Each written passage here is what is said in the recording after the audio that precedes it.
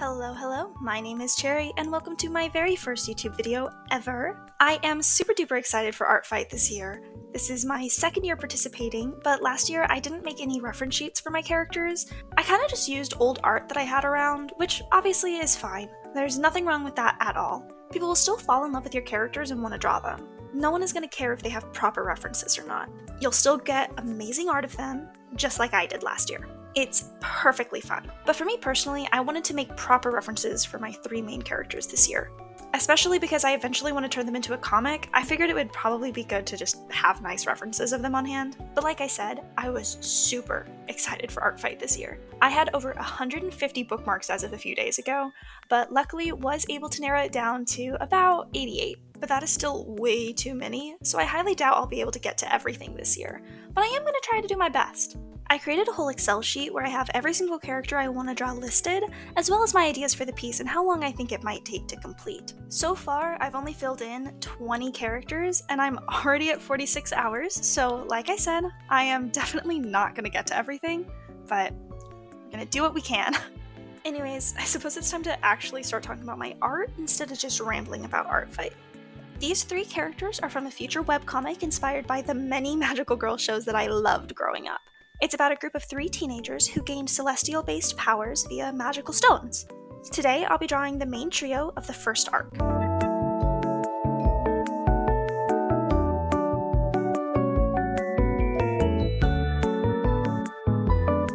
First off, we have Luna. If it wasn't obvious, she has moon powers. Her name is either Esmeralda or Seraphina Quinn. She either goes by Esme or Sarah, depending on which name I end up going with. At the beginning of the comic, she is 14 years old, however she turns 15 pretty early on.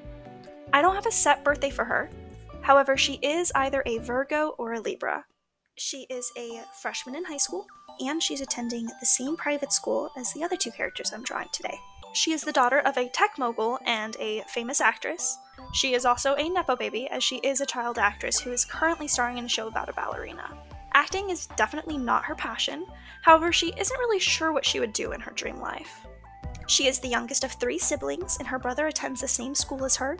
He is either a junior or senior, I have not decided yet. Her older sister is at least in college, she might be graduated, I haven't decided that yet either. Her family expects a lot from her, so she constantly feels the pressure to be perfect in her normal life. As her current acting role is that of a ballerina, she has found herself learning more and more about ballet. Her hero form is slightly inspired by Swan Lake, specifically Odette. I had that idea a very long time ago and kind of ran with it, so now all three of the main trio have some kind of bird aesthetic going on.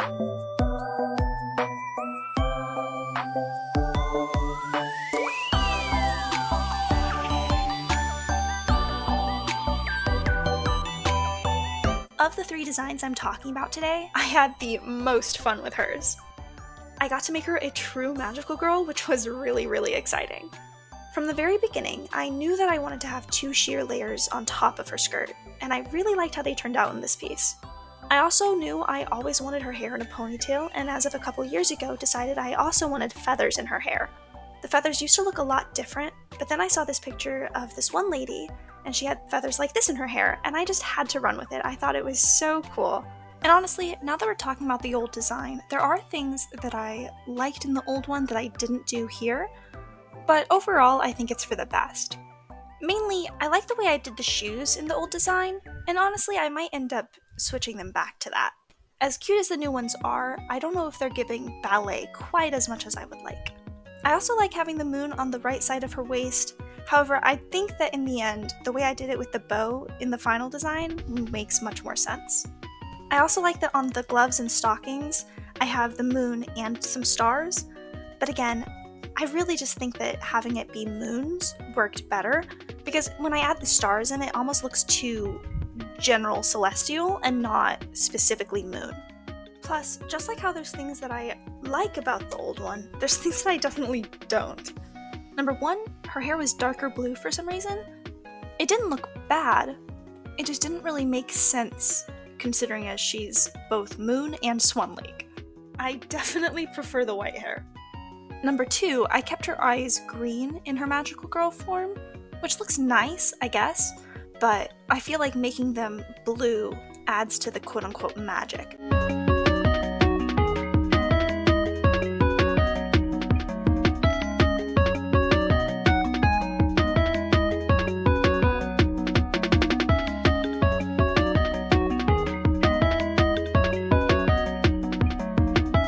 Honestly, Luna has been through so many design changes while still remaining mostly the same. It's kind of interesting to me.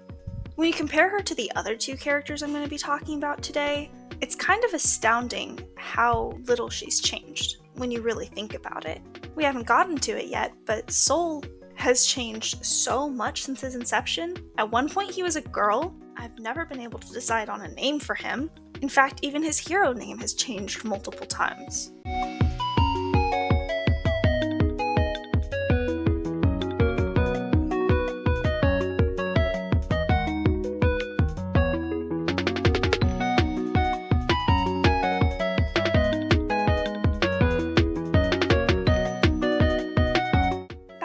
About the comic in general, though, I don't know exactly when I'm gonna start posting it.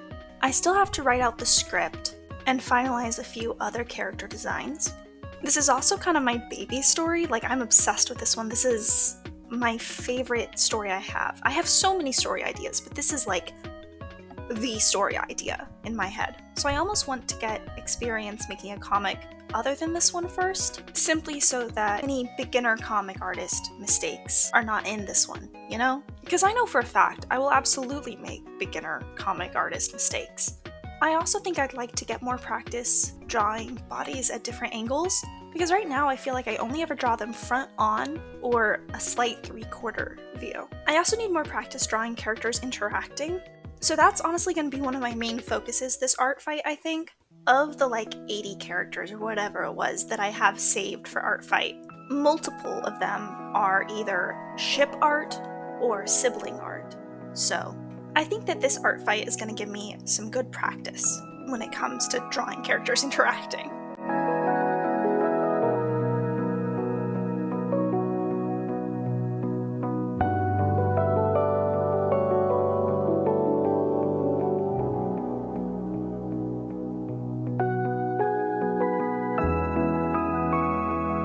I definitely made a few mistakes while drawing this piece and learned from them.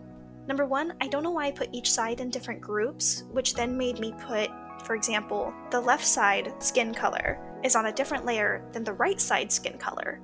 So then, when I wanted to go through and color on top of the skin, I had to search through every single layer until I got to the right one and was able to color on top. I don't really know why I did this the way I did, but it definitely cost me some extra time on this piece. For the next two, I made sure that both sides were in the same group, and that each color section was in the same layer. I also feel I need to work on drawing people from behind more, as I don't think any of them look quite right, especially their legs and feet. But overall, I think she looks amazing, and I'm obsessed with her design. I had so much fun with her, and voila, here is the finished product. This is Luna. Alrighty, next up we have Sol. Again, I feel it's pretty obvious. He has sun powers. He is the de facto leader of the group. I have toyed with so many different names for him, but I've kind of been unable to settle on one, so we're just gonna call him Sol for this video. Like Luna, he starts the story at 14, however he's a few months younger than Luna, so he doesn't turn 15 for a little bit longer. I'm thinking he's probably a Scorpio. He is the grandson of somebody semi-important, probably. I haven't really decided on that for him. All I know is they're a little bit snooty.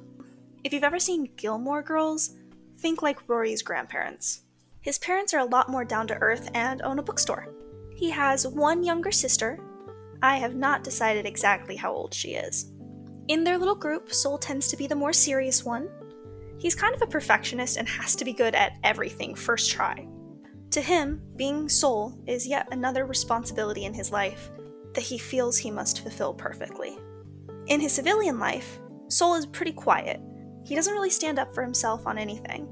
He puts so much pressure on himself to be perfect at all times, and especially wants to make his family proud.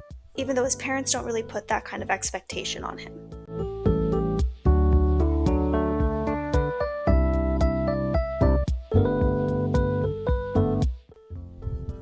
At school, he's in the same class as Luna.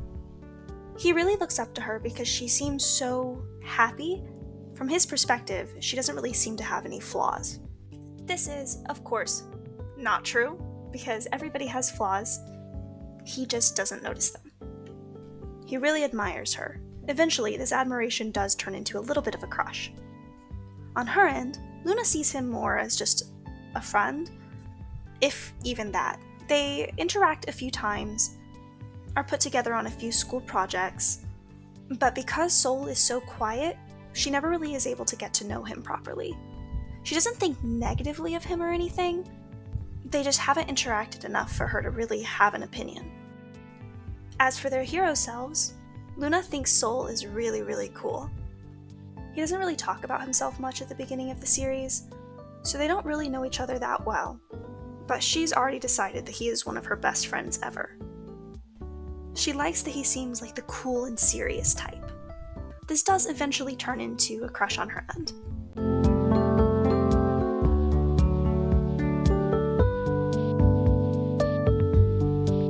Now, you may notice, there are a few similarities to Miraculous Ladybug. This story definitely takes some inspiration from specifically the early days of the Miraculous Ladybug fandom, and specifically the fan perceptions. I've been a huge fan of Miraculous Ladybug since I was 15 years old. I watched season 1 while it was still only in Korean and French, and I had to alternate between which language I watched it in because episodes came out in the wrong order.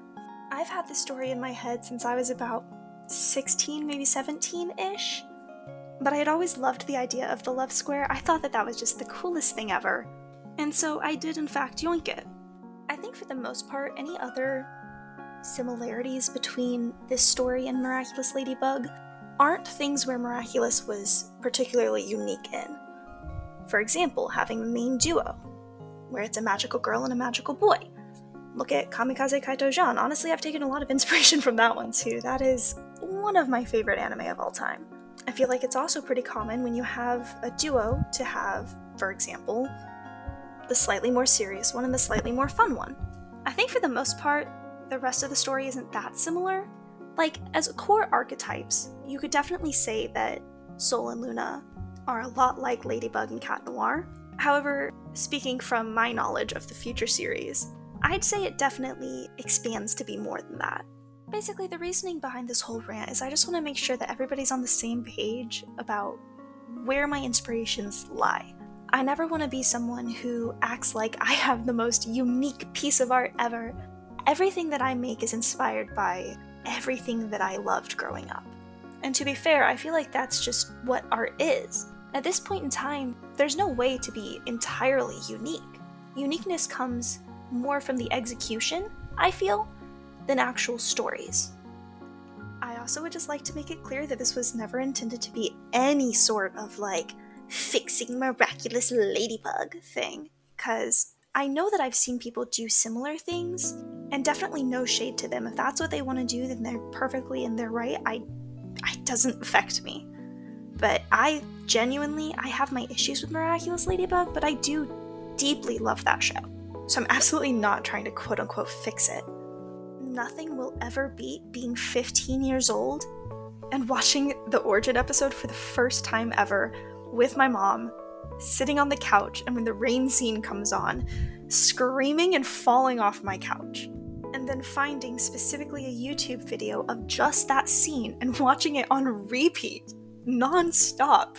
I genuinely don't think that anything in my life will ever beat that experience.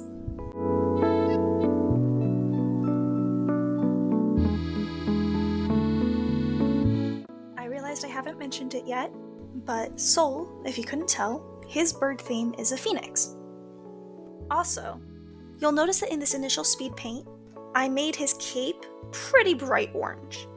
I ended up changing that for his final design because I just felt like the orange was too much, and I ended up making both sides just match and look a little fiery. Everyone I've talked to has really liked Sol's design, but I personally am not entirely sure how I feel. It's not that I dislike it, I just feel like there's more that could be done.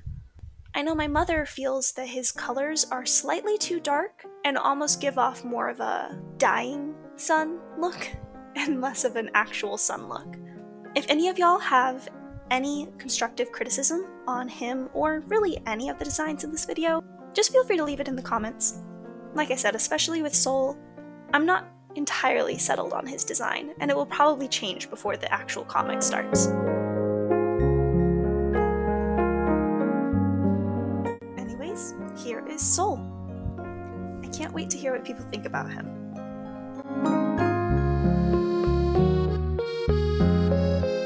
Last but never least is Venus.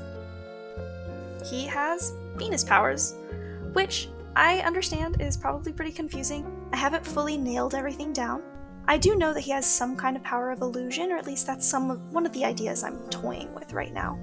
His name is Theodore Parrish, although his last name is subject to change. However, Theodore has been his name, I think, the entire time that he's been in my head. He is the youngest of the group, so he stays 14 for quite a while. He is a Leo. For Venus, since I actually for sure have settled on his name, I'm just going to call him Teddy for this video, since that is what his best friend, Luna, calls him. So as I just mentioned, Teddy is best friends with Luna in their civilian lives. They have known each other since they were practically born, and basically view each other as siblings. Both of them come from pretty troubled backgrounds. Neither of them have the best parents, and so they always bonded over that. They each view the other as pretty much the only person they can talk to about their issues. For Teddy, it's because he's an only child, and for Luna, while she has siblings, she's not particularly close to either of them.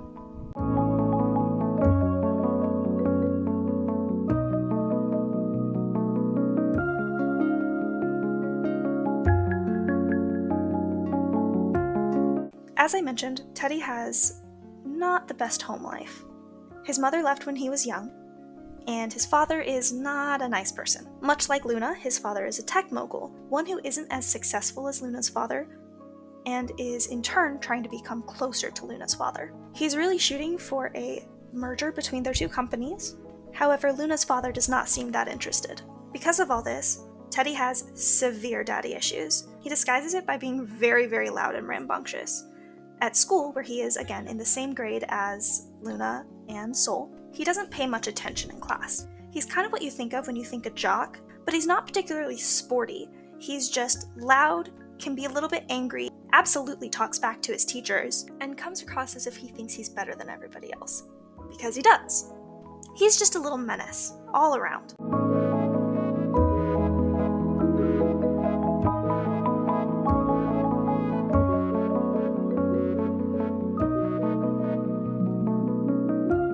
Of all the designs today, I'd say that his probably gave me the most trouble.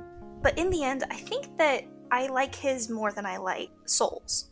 I actually have his design process recorded, unlike the other ones, so I might turn that into a TikTok. We will see. I reached out to a lot of the people in my life for his design, and my older sibling suggested a funky hat, and honestly, the second they said it, I knew he had to have a funky hat. Specifically, he had to have this kind of hat. Again, calling back to all the different inspiration that I've had in my entire life. If any of y'all have ever seen this anime called Fushigi Boshi no Futage Hime, I think I said that right, I don't remember for sure what it was called. Point is, there's this character called either Shade or Eclipse, I think they were both his name, I don't remember which was his, prince name and which one was his alter ego. I think Eclipse was the alter ego, but I'm not certain of that. Anyways, when he's his alter ego, he has this really, really cool hat, and I had to steal it. I was like, that one. The second my sibling said it, I was like, I know what hat he's getting. Color-wise, I could not figure this man out. I knew for sure I wanted yellow and pink, but I couldn't decide what I wanted to be his primary color and which one I wanted to be more of an accent color. And then as I was coloring him in, I realized that I needed a third color because there was no way to do it with just yellow and pink and have it look decent. In my opinion, it was going to look too monochrome, which is fine. I don't dislike monochromatic color schemes, it just didn't work for him. So I chose this light blue, but then I felt it was too light, or it was too blue, or it was too green, and it was just not working out. I ended up stopping the recording and just going through and trying so many different options, until finally I ended up trying a darker blue, and I think that that's what I prefer. However, y'all can let me know if you disagree. Bird-wise, originally, Venus was going to be inspired by Icarus. And then I was thinking about it more and I was like, I don't really know how I would put that into his design. So I'm going to keep thinking on that and we'll see if I come up with anything by the time I start the comic. In the end, I kind of just went generic bird for him, which is a little bit of a cop-out, I admit.